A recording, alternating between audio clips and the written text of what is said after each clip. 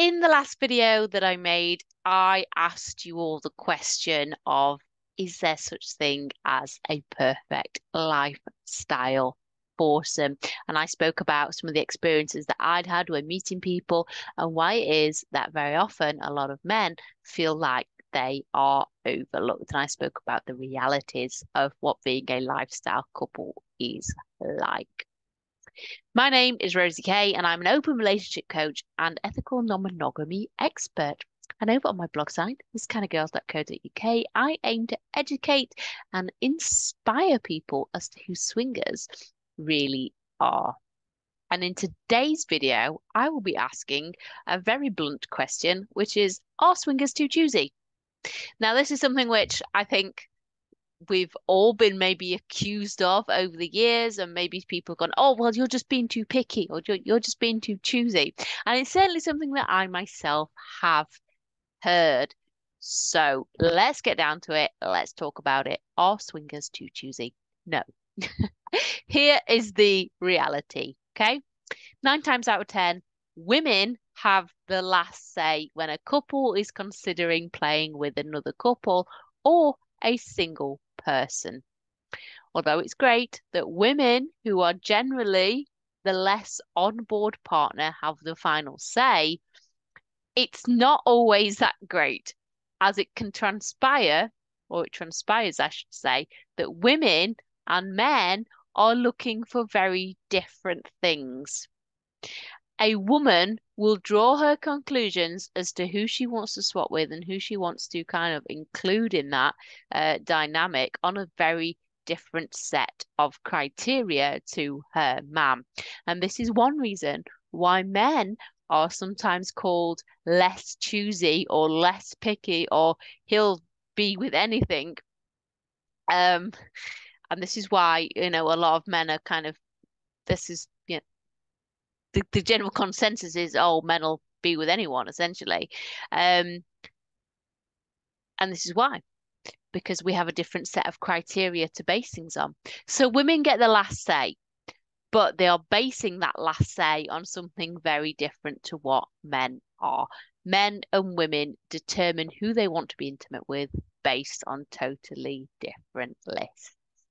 And when we are talking about a swinger couple within the lifestyle, chances are they already have all of the emotional attachment that they need. Yes, I talk about ethical non-monogamy, but in this case, I'm talking about a swinger relationship. So, needing emotional connection or wanting emotional connection or seeking it out, emotional intimacy, becomes an obsolete set of criteria for many couples, or at least this is how many men see things. Essentially, men are attracted to the physical aspects, physical traits of a woman. And when looking for a potential couple to swap with, he doesn't necessarily care or is overly interested in, is that woman caring, loving, a good listener? Because he has all those traits, and I'm just using these as very broad examples. He has all those traits in his existing partner with whom he is emotionally exclusive with his wife or his girlfriend, for example. So it becomes less about those traits and more about what that other woman physically brings to the table. Yes, and I'm talking about body. I'm talking about looks. I'm talking about confidence and charm. What does she enjoy intimately? And what is he going to enjoy by being with her? Yes, there are men out there who will argue with me that they look for more than just physical attraction and they want to get to know someone for who they are. And I know that there are, and I hate to generalize too much. But for most men, the physical attraction box, if the physical attraction box is ticked, then it's a yes all round. Essentially, men aren't looking within the lifestyle, within the swinger dynamic, men aren't looking for anything more than that little bit of physical intimacy with that woman. He doesn't care whether she's going to raise his children well. He doesn't care whether she's going to be a good listener and a good wife and care for him, because that's not her role. That's not what she's there for. That's not what he's there for. So therefore, this set of criteria, they just don't matter to men, because he's basing that interaction on a very different set of criteria. It becomes far more about the physical interaction. Okay. Whereas for women, what we look for is a little bit more complex. Although we are attracted to the physical, we often want to know a little bit more about someone before we decide whether we are going to be intimate with them. There's a scientific reason behind this. I might touch on it in this article or in this video, but I wrote about it at length in another article, which I will link in the description below. And it's all to do with why women don't always have the desire to have more than one partner. But we'll talk about that in another video, I feel. Let's get back to this one. Often, women, we want to know a little bit more about someone before we decide whether we want to be intimate with them. This goes for bisexual women, gay women, straight women. Do they make us laugh? Are they charming? Are they interested in who we are as people? The reason behind this is how we evolved to procreate as humans. And as I said, it's a topic that I'm going to explore another time. But essentially, women, we want to know a little bit more about a man before we decide to be intimate with him. And sometimes, if a man fails to understand this, fails to recognize this, or doesn't particularly see the importance of it and doesn't want to chat and build up a rapport, it can lead to him not ticking those boxes for her. But of course, the ironic thing is, and the sad thing is, and the frustrating thing is that most couples, they fail to realize this, like I did many years ago. And she's accused of being too picky, and he's accused of wanting anything with a pulse. So no, we're not too picky. Yes, we all have our individual kind of choice, our individual people who we like to play with and traits we find attractive.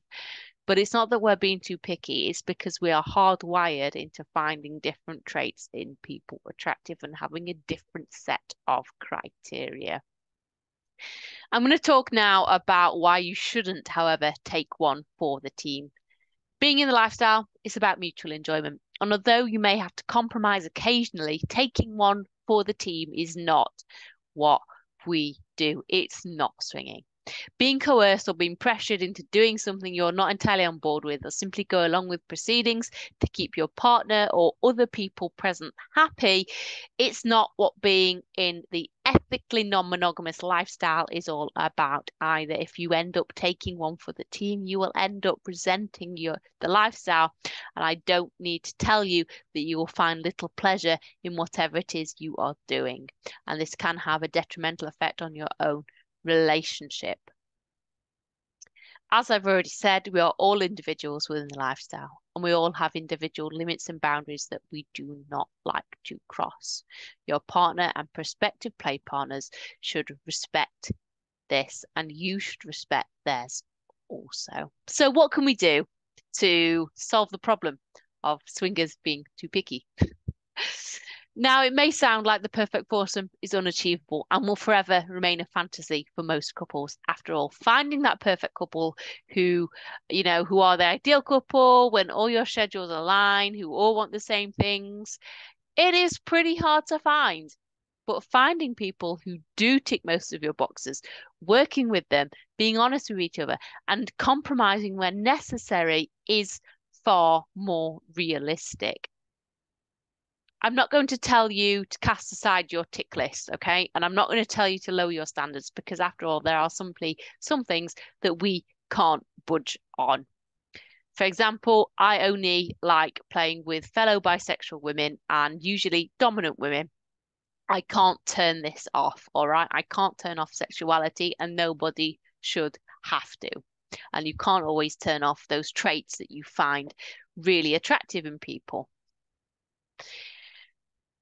But what we can do is look at our lists and see where we can be a little bit more flexible and see what is actually integral to us and our experience. Do you only want to play with people aged between, say, 25 and 40? Okay, but don't discredit someone because they are 45. Do you only want to meet couples where the man is over 6 foot tall? Again, does it really matter in the heat of things? Like, are you going to notice that much? Probably not. Do you want a woman who fits the aesthetic for what we perceive to be, beautiful with a certain size anatomy and a certain size over anatomy and a certain size? Like, of course, we all want these perfect traits in people. We all want to be able to have these people who are, picture perfect and all this. But life doesn't work like that, and people don't work like that. And there's far more amazing things about people than simply going for, the physically beautiful bits. And also, we all have things that we find attractive in other people. So try not to hyper fixate on one or two physical traits in people and see people for the whole package.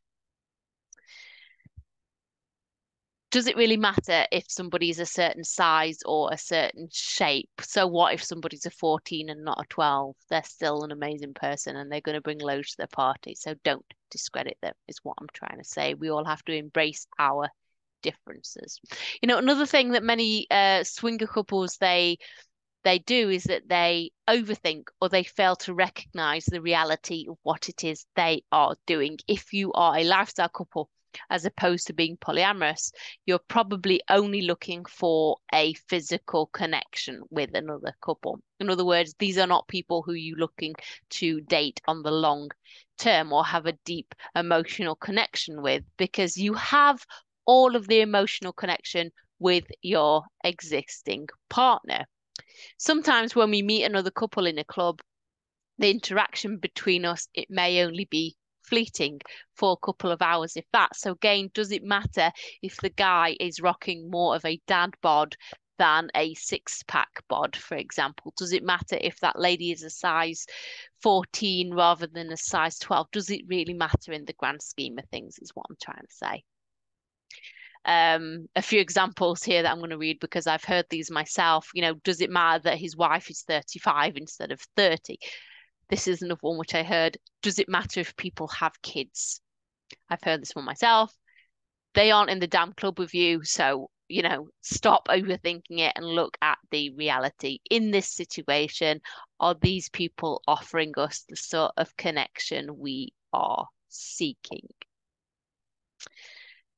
I hope this video has aimed to educate people a little bit and also give people a few insights into the realities of what it's like to swap with another couple. And also, if you do have the tendency to kind of overthink things or worry about things or perhaps overanalyze the situation or people, maybe we need to look at what's actually happening and the realities instead of kind of like worrying about it and fixating on all these things which we don't like about somebody, we don't want in somebody. We're not looking for that long-term connection with them.